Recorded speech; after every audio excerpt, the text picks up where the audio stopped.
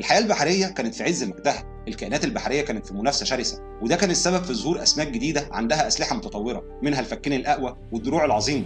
الفترة الديفونية كانت فترة الأسماك بامتياز، وفي الوقت اللي كان فيه البر مجرد صحراء كبيرة بكام شجرة على جنب، البحر كان مولع. الأسماك فجأة بقت مش مجرد كائنات عادية، لا، احنا بنتكلم عن وحوش بحرية مدرعة بأسنان تقطع الصلب. أول ظهور حقيقي للأسماك أم بق حصل، ودي حاجة غيرت قوانين اللعبة تماما، لأن قبلها كانت معظم الكائنات البحرية بتاكل بنفس طريقة المكنسة الكهرباء، تشفط أي حاجة قدامها وخلاص.